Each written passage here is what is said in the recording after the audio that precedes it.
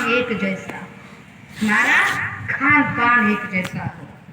फिर आई लोटी बंदी जो हट गई कि पानी के नल अब एक ही पाइपलाइन से पानी आता है और सबको एक ही पाइपलाइन से पानी मिलता है। और आई बेटी बंदी की पाबंदी उठ गई, यानी कि इंटरकास्ट मैरिज का कानून बन गया।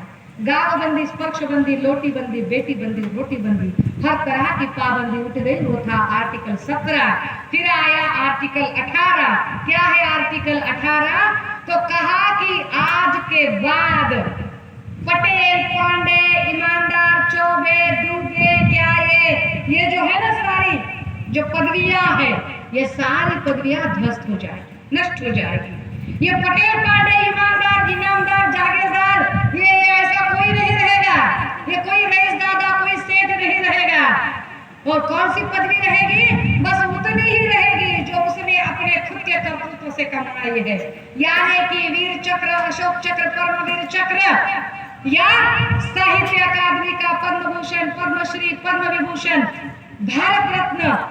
और हाँ, उसमें भी कहा कि भारत रत्न किसे देना चाहिए? तो कहा कि कोई ऐसा बंदा कि जो भारत की गौरव गरिमा न सिर्फ भारत में बल्कि दुनिया में भारत का झंडा लहराता है और पूरे विश्व में भारत का नाम रोशन करता है। और ऐसा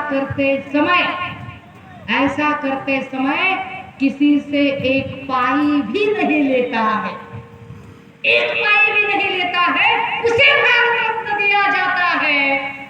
अब आप सोचिए, लता मंगेशकर जी को भारत रत्न दिया, हालांकि उनका नाम दुनिया भर में रोशन है, उनकी वजह से भारत का नाम भी रोशन है, मानती हूँ। लेकिन डेफिनेशन कहती है कि एवज में एक पाई भी जो नहीं लेता है वो भारत रत्न का भागी होता है।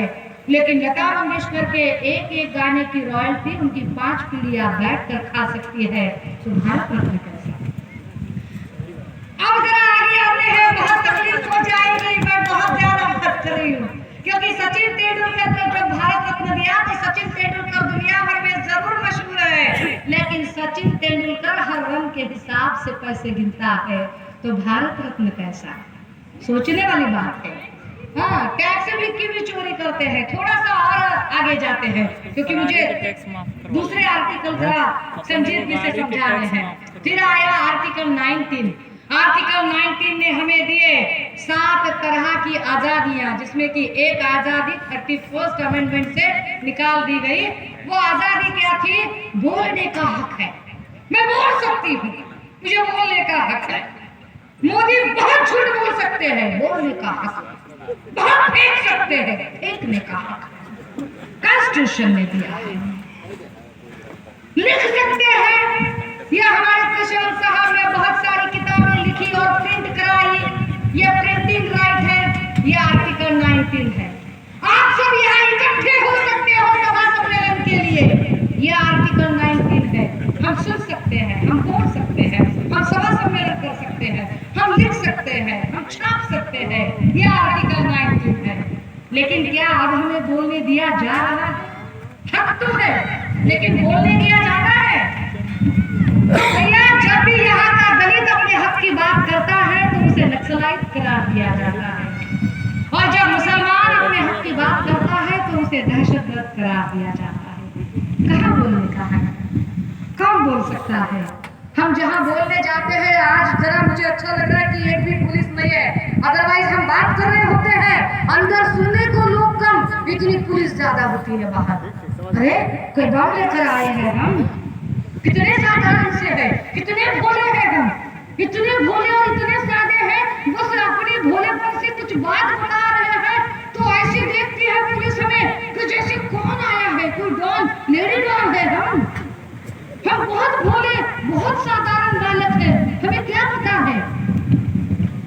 जरा आगे चलते हैं धारा 21 की तरफ। Article 21, a most important article. क्या है article 21?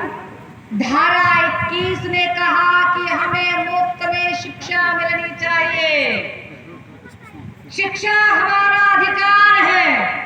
Education is our fundamental right according to Indian लेकिन एजुकेशन हमारा राइट नहीं रहा है आज के तारीख में। हम देख रहे हैं कि यहाँ कुछ स्कूल वगैरह होंगे, जितने भी जिला पंचायत के स्कूल होते हैं ना, गवर्नमेंट स्कूल में जो टीचर पढ़ाता है उस टीचर के बच्चे ही उस स्कूल में नहीं पढ़ते हैं। जितने भी जिला पंचायत के सदस्यगण होते हैं जो चुनाव से चुनकर आते हैं, उनके भी बच्चे जिला परिषद के स्कूल में बिल्कुल नहीं पढ़ते हैं। जितने भी लोक प्रतिनिधि है, रिप्रेजेंटेटिव है, पार्षद है, उनके बच्चे बिल्कुल ही गवर्नमेंट स्कूल में नहीं पढ़ते हैं। इसका दूसरा अर्थ यह है कि गवर्नमेंट स्कूल की क्वालिटी बिल्कुल ही अच्छी नहीं है। लेकिन जो निजी स्कूल है उनकी फीस इतनी ज्यादा है कि हम हमारे बच्चों को उन स्कूलों में नहीं भेज पाते, because we have not that paying capacity. हम भेज नहीं पाते हैं और हम सारे ये समझते भी नहीं कि अरे ये राइट है, हमारा संवैधानिक हक है। कभी पूछा है आपने आपका हक कि आपके क्षेत्र से, विधानसभा क्षेत्र से जो एमएलए चुनकर आता है, जो जिला परिषद का पार्षद चुनकर आता है, जो ग्राम पंचायत का जो आपका सदस्य होता है, क्या उससे आपने कभी शिक्षा के बारे में पूछा है? तो आप कहेंगे भाई ये भी कोई पूछने वाली बात है, क्या पूछेंगे? चलिए हम बताते हैं। जब कभी आपके यहाँ इलेक्शन लगता है तो माहौल क्या होता है?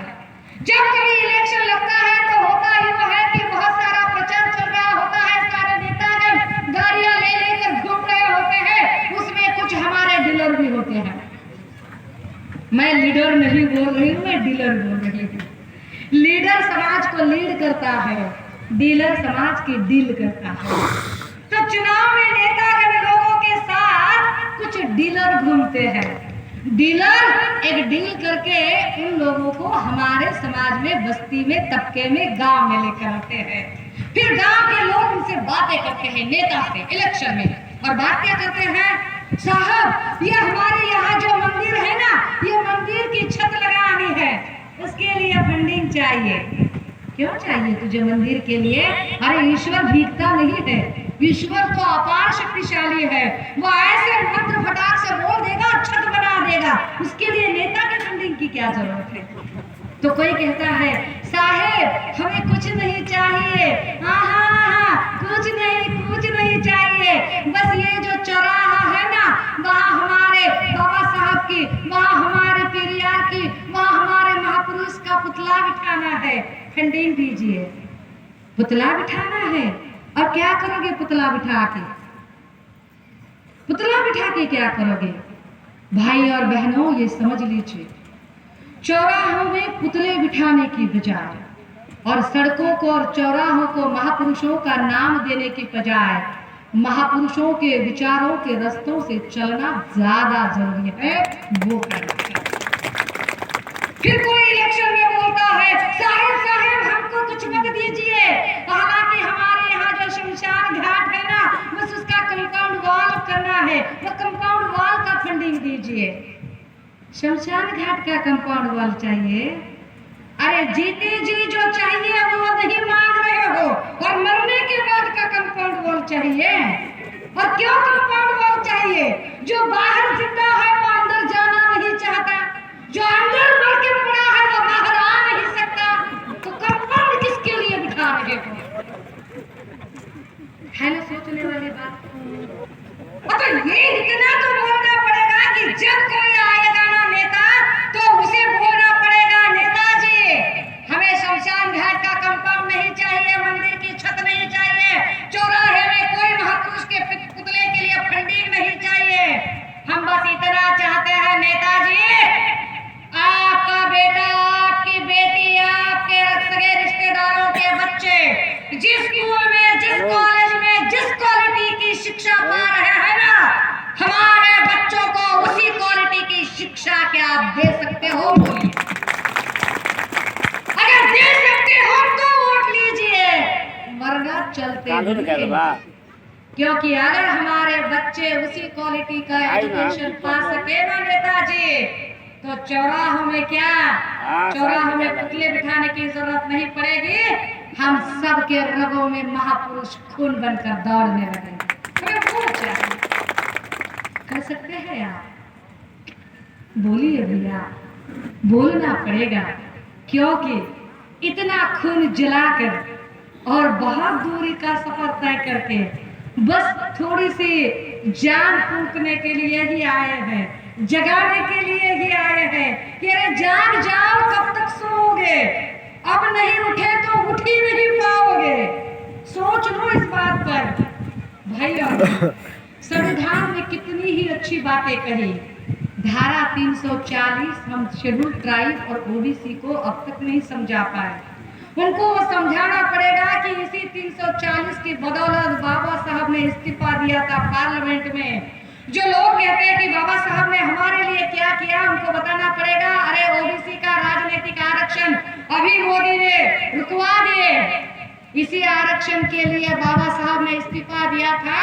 अब अगर ओबीसी का कोई मसीहा नहीं बचा है, अगर ओबीसी का, मैं बात बस खत्म करने वाली हूँ सर, अगर ओबीसी का आरक्षण अगर आज की तारीख में बचाना है तो ऐसा कौन सा ओबीसी का, कौन सा ऐसा सांसद है जो अपने पद का इस्तीफा दे सके?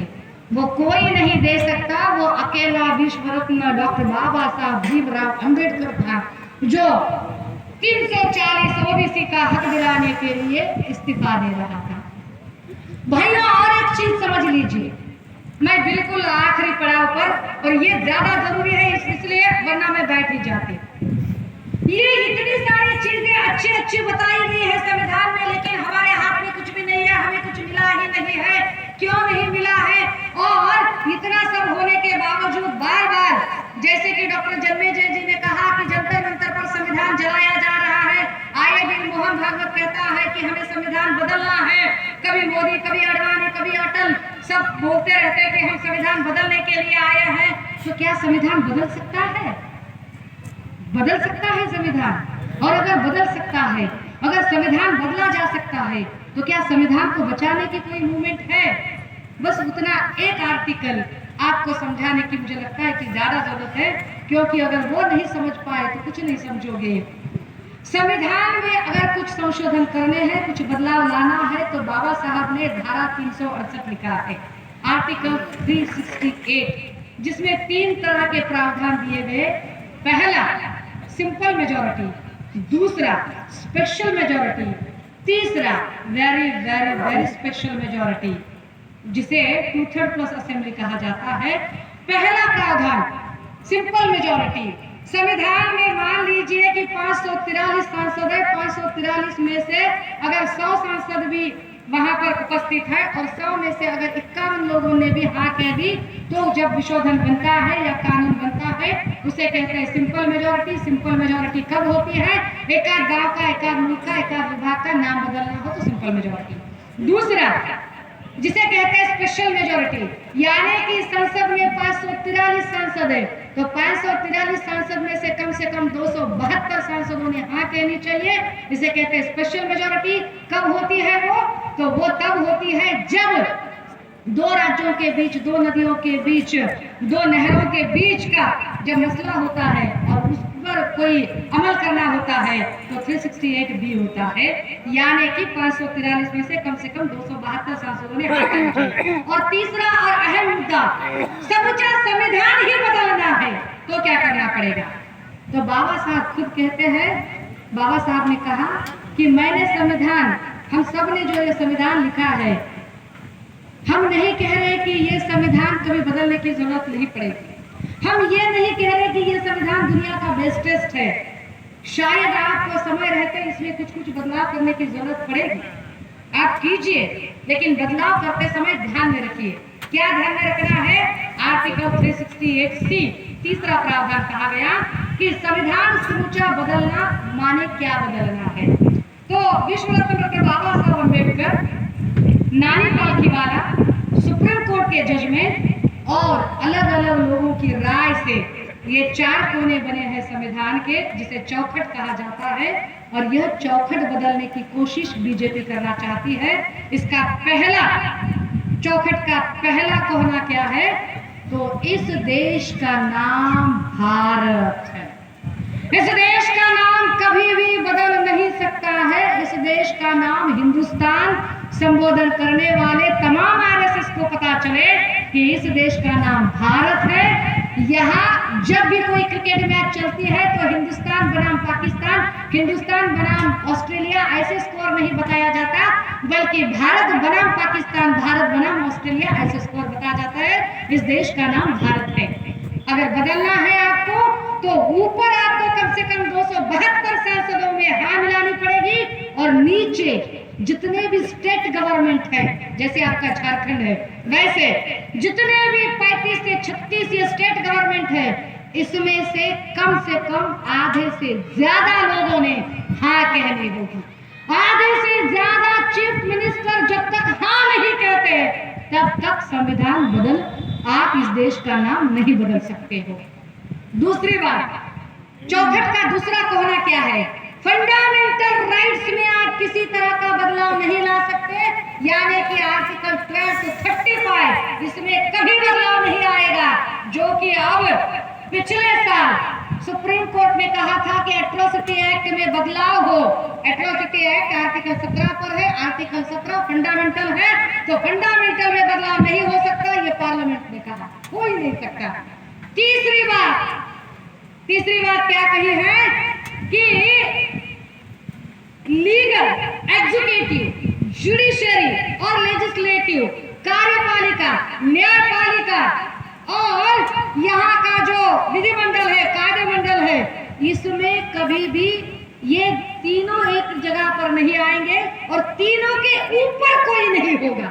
तीनों के ऊपर हम अन्ना हजारे को बार बार उसकी आलोचना क्यों करते हैं पता है?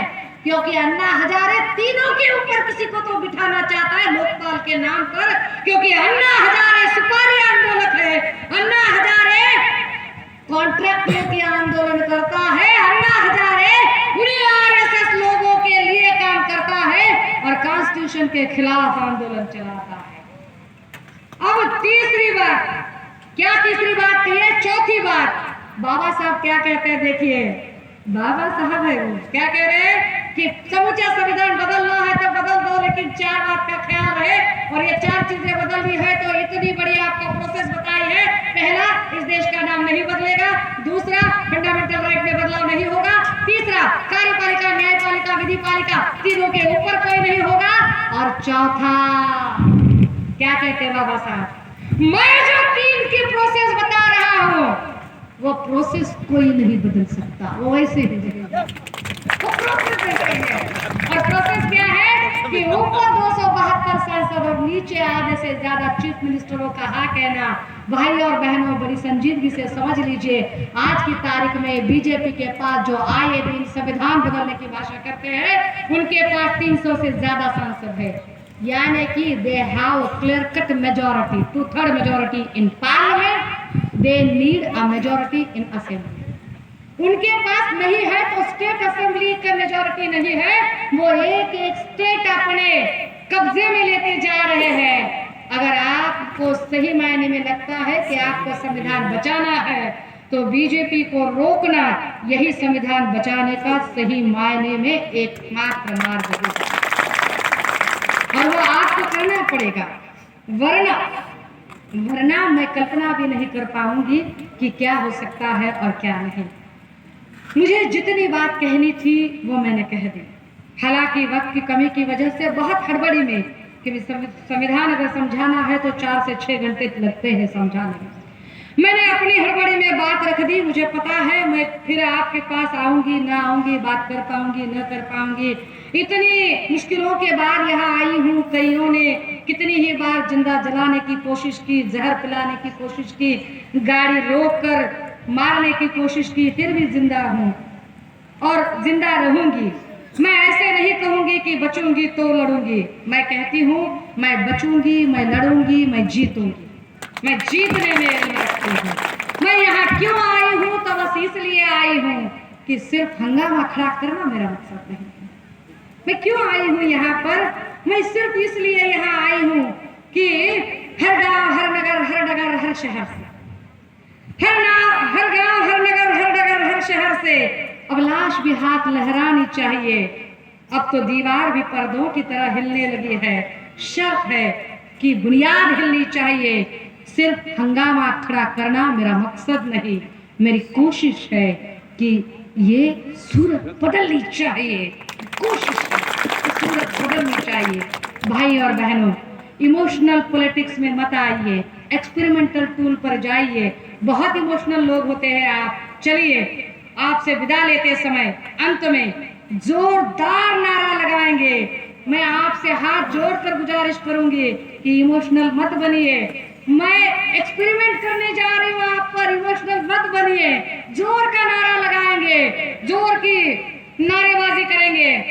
मैं आपसे गुजारिश करूंगी कि मैं जितना कह रही हूँ उतना मेरे पीछे कहिए। मैं जितना कह रही हूँ उतना मेरे पीछे कहिए। महापुरुषों के नाम से जोरदार नारा लगाते हैं, बिना शर्माए, बिना घबराए। सारे मर्द, सारी औरतें, सारे बूढ़े, सारे बच्चे, सारे जवान एक साथ नारा लगाएंगे।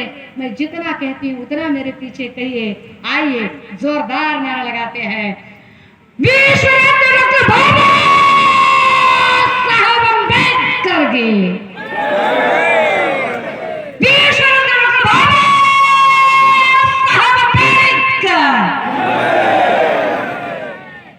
मैंने क्या कहा था? मैंने 1.5 घंटे से खून जलाया, छोटी बच्ची छोड़कर आई हूँ। मैंने कहा इमोशनल मत होइए। मैंने 4 बार कहा कि मैं जितना कह रही हूँ उतना ही कहिए। जयकार लगाने को किसने कहा था? अमर रहे कहने को किसने कहा था? मैंने कहा विश्व रत्न डॉक्टर बाबा साहब अम्बेडकर। आपने क्या कहना था? विश्व रत्न डॉक्टर बाबा साहब अम्बेडकर। अमर रहे किसने सिखाया आपको? किसने जयकार लगाने को कहा आपको? क्यों? मैंने तो इतनी बार कहा कि इमोशनल मत होइए। क्या होता है पता है? हम जोश में होश भूल जाते हैं। चलो और एक बार एक्सपेरिमेंट करते हैं। इस बार जय जयकार करेंगे, जय जयकार करेंगे, बिल्कुल करेंगे, बिल्कुल जोरदार नारे लगाएंगे, बिल्कुल जोरदार, एकदम जोर से नारा लगाएंगे। जैसे भारत माता की जय बोलते हैं ना, हम भारत माता की बोलते हैं तो आप क्या बोलते हैं? जय बोलते हैं। तो आपको जोर से जय लगानी है, सिर्फ आपको जय कहना है आपको, ठीक है? जोरदार नारा लगाएंगे, दिमाग ध्यान पर लगाकर नारा लगाएंगे। जोरदार जय करनी है आपको, दिमाग ध्यान पर, ठिकाने पर रखकर जयकार लगानी है, जोर से जय कहना है।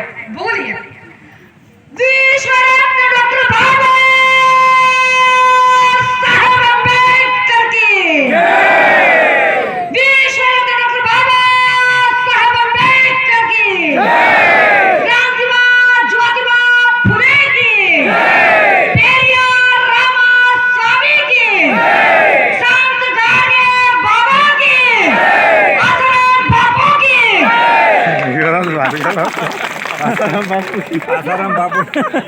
आसाराम बापू आ गए। आसाराम बापू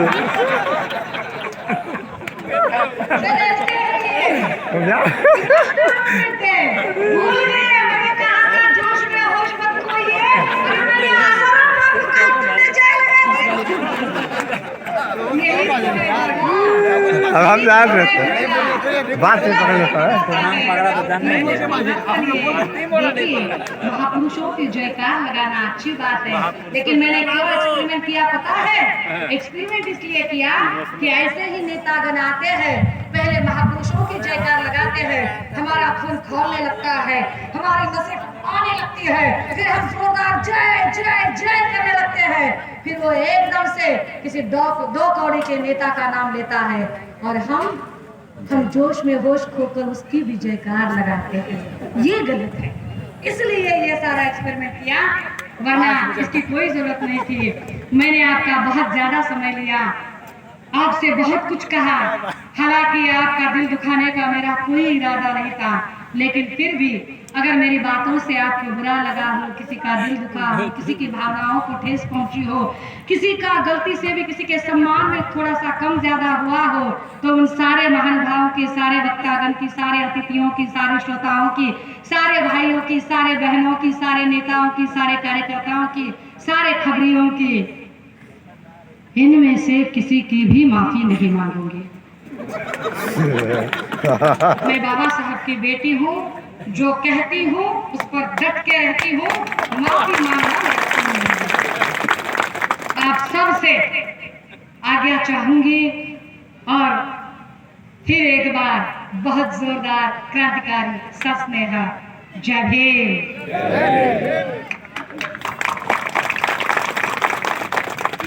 अभी हम लोग अपने मुख्य अतिथि के विचारों को सुन रहे थे। आपके शांत चित्त मुद्रा